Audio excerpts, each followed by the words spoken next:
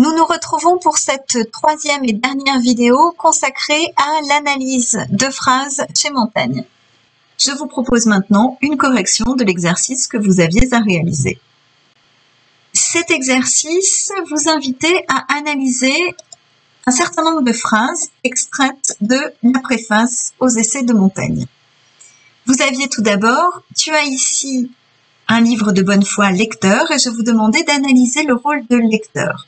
Le rôle de lecteur, c'est ici d'être une apostrophe. L'apostrophe est un moyen grammatical par lequel un locuteur interpelle son interlocuteur.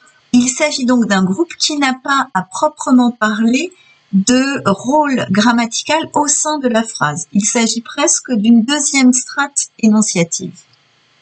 Deuxième phrase. Si j'avais écrit pour rechercher les faveurs du monde, je me serais mieux parée et je me présenterais avec une démarche étudiée. Je vous avais demandé d'analyser le rôle de la subordonnée, si j'avais écrit pour rechercher les faveurs du monde, et le temps employé dans « je me serais mieux parée, je me présenterais ». Le rôle de la subordonnée pour commencer. On a ici une subordonnée qui est une circonstancielle de condition.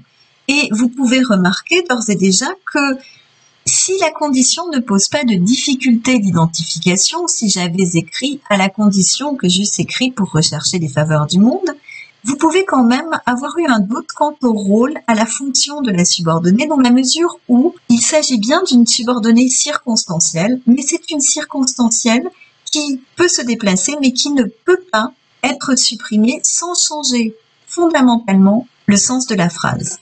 Quant au temps employé, il s'agit bien évidemment du conditionnel. Conditionnel passé pour le premier verbe, je me serais mieux paré. Conditionnel présent pour le second.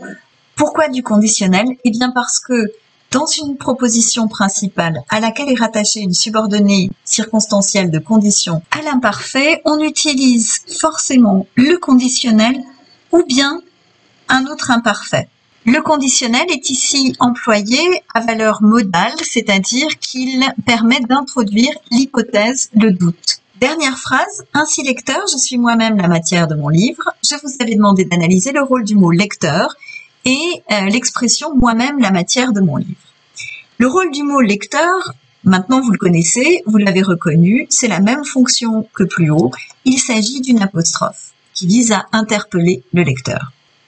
Pour ce qui concerne moi-même la matière de mon livre, vous avez reconnu, sans doute, j'espère, en tout cas, un attribut du sujet. Ce qui, à l'intérieur de cet attribut du sujet, pose problème, c'est le moi-même. Je suis la matière de mon livre suffisant amplement.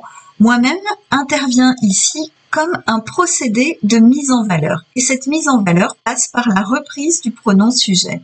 Je suis moi-même. Nous en avons terminé pour aujourd'hui. J'espère que cet exercice vous a montré que vous saviez faire. Et je vous rappelle que le plus important dans l'épreuve de grammaire que vous allez rencontrer le jour du baccalauréat, ce n'est pas de savoir nommer les choses, mais il s'agit avant tout de montrer que vous avez un regard intelligent, un regard réfléchi sur la langue.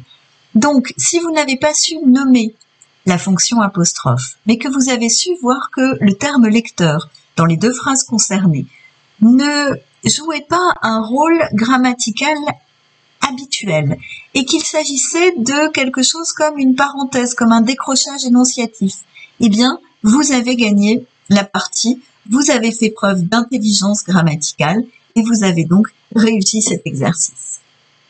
Bravo pour votre constance, bravo pour votre régularité. Je vous souhaite une excellente journée.